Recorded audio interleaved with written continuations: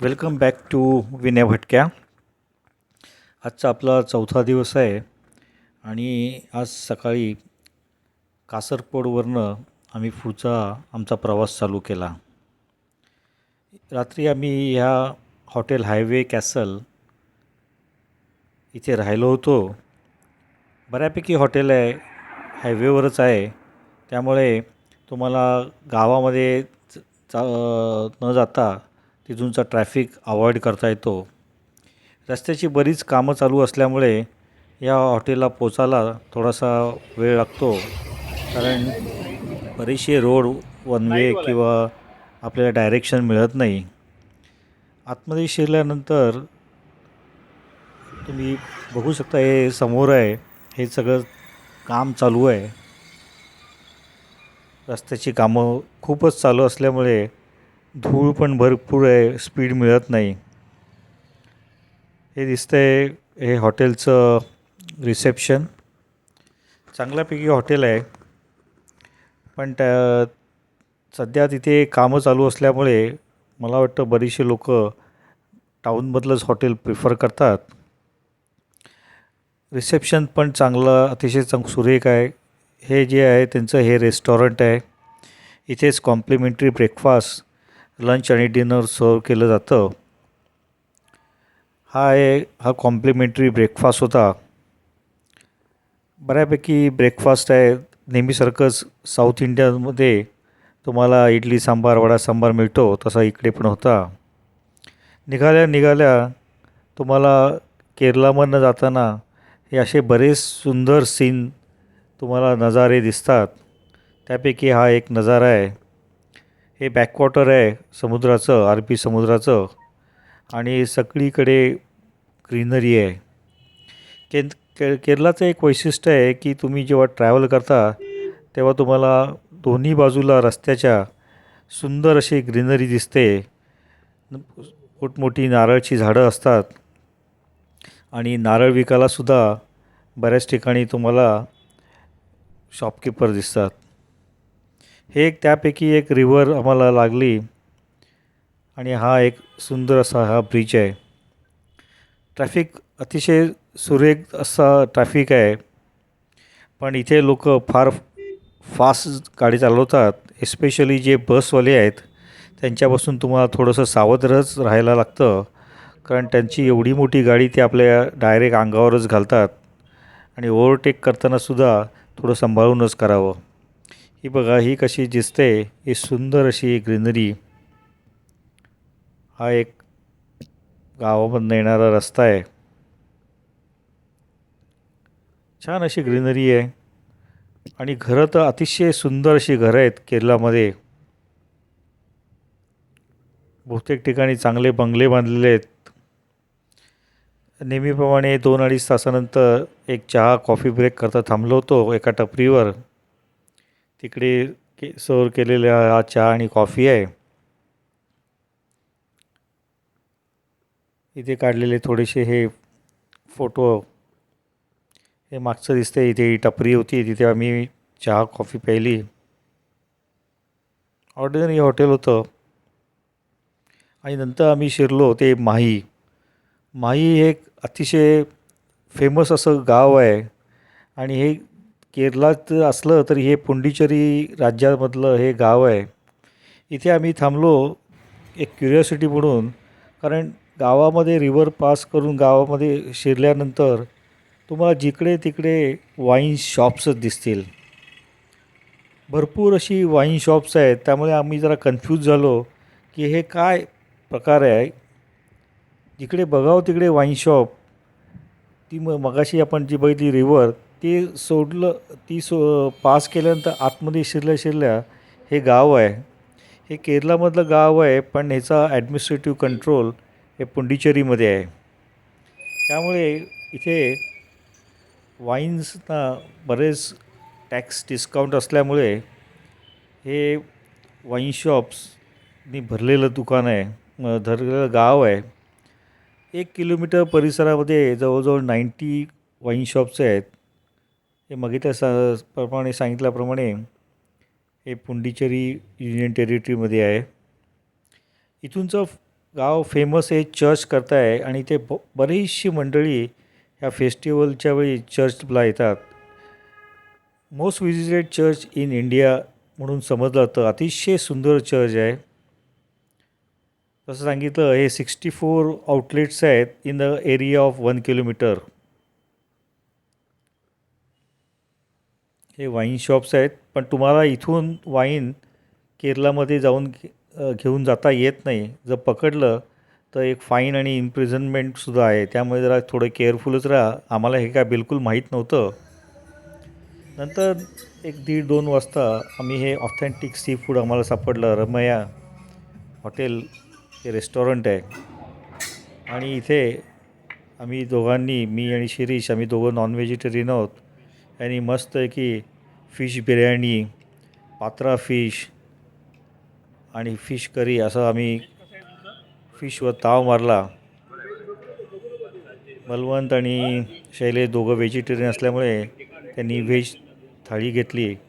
सुंदर ऑथेंटिक असं हे सी फूड होतं आणि पात्रा फिश तर अप्रतिम पात्रा फिश होतं. बघा काय मसाला लावलेला आहे आणि दिसायला पण सुंदर आहे आणि खाण्यातच चव तर अतिशय उत्कृष्ट अशी हे फ्राय फिश होतं आणि त्याच्याबरोबर फिश बिर्याणी सगळं संपून टाकलेलं आहे आम्ही.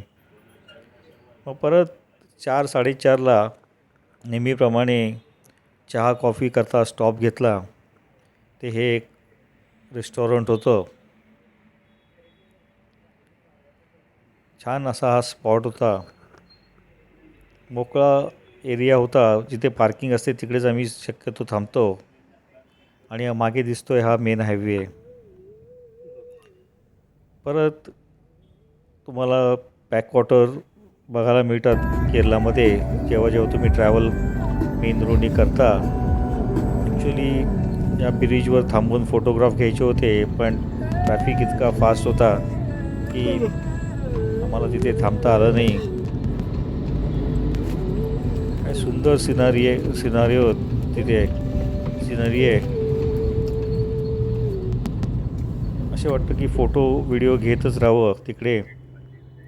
रस्तेसुद्धा जिथे जिथे काम चालू नाही आहेत तिकडे रस्ते अतिशय सुंदर असे रस्ते आहेत.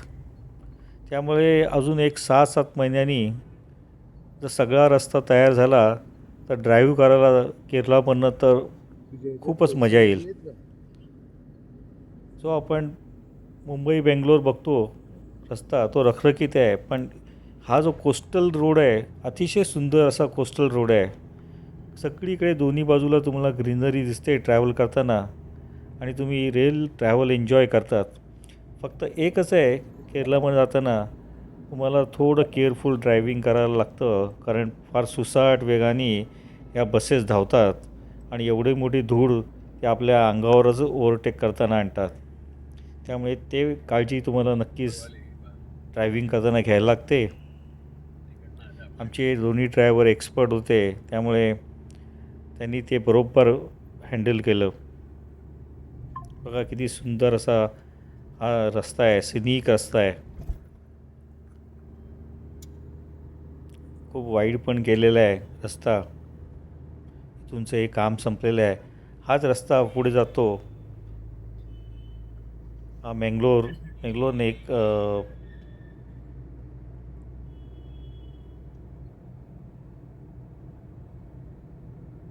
वा किती सुंदर रस्ता आहे बघा.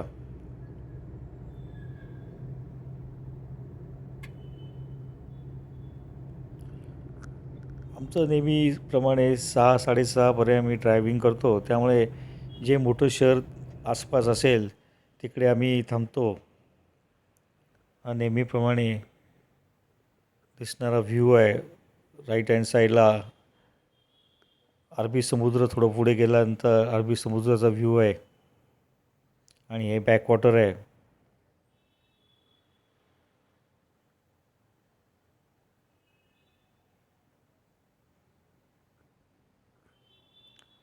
बघा काय सुंदर असा तुम्ही बघू शकता. दोन्ही बाजूला ड्रायव्हिंग करताना एन्जॉय करता येतं. जो ड्राईव्ह करतो त्याला बिचारायला एन्जॉय करता येत नाही, पण जे सीटवर बसलेले असतात ते नक्कीच एन्जॉय करू शकतात.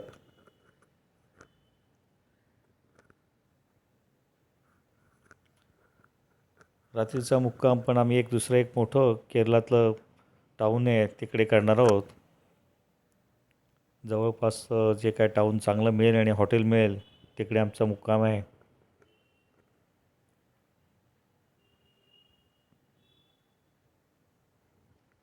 मस्त असा हायवे आहे. खरंच काय काय तुम्हाला तुम्ही बघितलं तर इतके सुंदर हायवे आहेत, पण मध्ये जर कन्स्ट्रक्शनची कामं सुरू झाली तर तुमचा स्पीड 20-30 पर्यंत येतो. हे रिजेस इन म्हणून आम्ही हॉटेल सिलेक्ट केलं रात्री करता. आणि क्रिसमस जवळ असल्यामुळे सगळ्या केरळामध्ये सगळीकडे लाईटिंग, डेकोरेशन आणि बाजारपेठासुद्धा अगदी रंगीबेरंगी अशा कलर्स लाईटनी अशा डेकोरेट केलेल्या होत्या. अख्खं केरळात तर तुम्ही बघाल तर क्रिसमसला सुंदर डेकोरेशन होतं. सगळ्यांच्या घरामध्ये डेकोरेशन होतं, शॉप्समध्ये डेकोरेशन्स होती. रात्री 10-10, 11-11 होईपर्यंत शॉप्स उघडी होती. हे जे दिसतंय आहे आमचं हॉटेल आहे आणि या हॉटेलचं आता आपण रूम टूरसुद्धा घेऊ. नेहमीप्रमाणे इथे आपण दाखवतो रूममध्ये कसं असतं. हा रूमला जाण्याकरता कॉरिडॉर आहे. हे बघा, हे 2 सेपरेट बेड असलेलं रूम होती. थोडासा पसारा पडला आहे. आल्या आल्या आम्ही थोडं हे केलं. तिथे बॅग ठेवायला जागा होती, टी व्ही, नेहमीप्रमाणे कॉम्प्लिमेंटरी वॉटर बॉटल होत्या. चहाचं करण्याकरता सुद्धा तुम्हाला जे दिसते हे फ्रीज आहे, टी व्ही आहे. चांगल्यापैकी अशी ही रूम आहे. ए सी पण होता.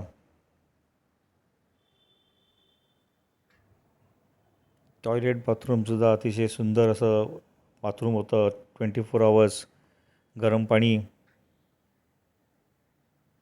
ओव्हरऑल आम्हाला हॉटेल बऱ्यापैकी मिळाली. हे जेवण झाल्यानंतर हॉटेलच्या फ्रंट एरियामध्ये, पार्किंग एरियामध्ये काढलेले फोटो आहेत.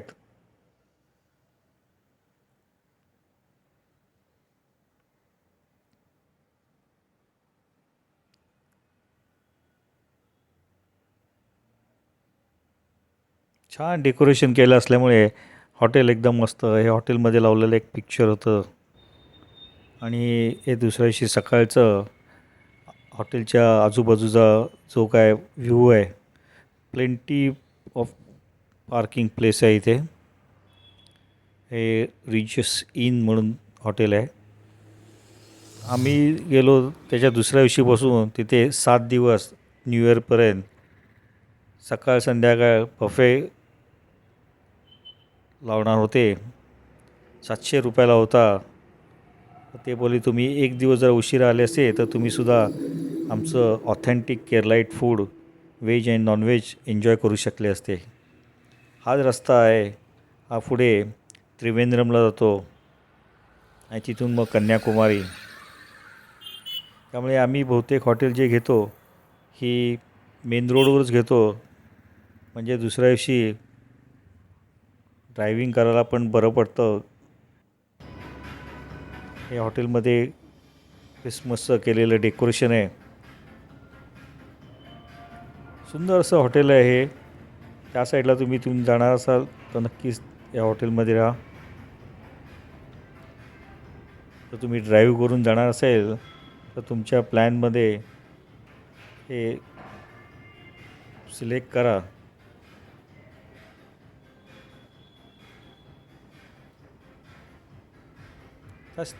बऱ्यापैकी बजेट हॉटेल आहे, रिझनेबल हॉटेल आहे आणि नेहमीप्रमाणे हॉटेलमधला स्टाफसुद्धा पोलाईट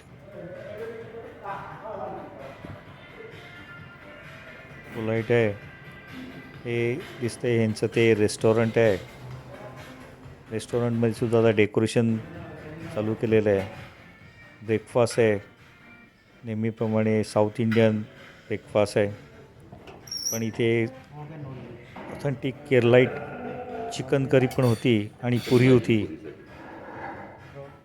नंतर हा कुर्मासारखं काय केरलाईट कुर्मा होता. सांबार होतं. चटणी, ब्रेड बटर हे नेहमीसारखं चहा कॉफी आणि बाकीच्या गोष्टी ज्या असतात ज्यूस फ्रूट्स हे सगळं होतं. तर ओव्हरऑल कॉम्प्लिमेंटरी ब्रेकफास्टसुद्धा चांगला ब्रेकफास्ट होता.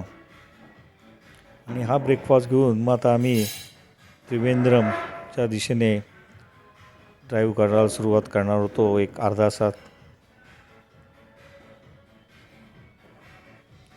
हे आहे त्यांचं रेस्टॉरंट. गाडी हॉटेलमध्येच एका स्टाफने आम्हाला स्वच्छ करून दिली. नेहमीप्रमाणे जिथे जिथे आम्हाला मिळेल ऑपॉर्च्युनिटी तिथे आम्ही गाडी स्वच्छ करून घेतली. सो असा होता आमचा 4था दिवस. Thanks for watching. व्हिडिओ आवडल्यास लाईक करा, शेअर करा. चॅनल सबस्क्राईब नसेल केलं तर कृपा करून चॅनल पण सबस्क्राईब करत जा, लाईक करत जा. Thanks for watching. Bye bye and take care.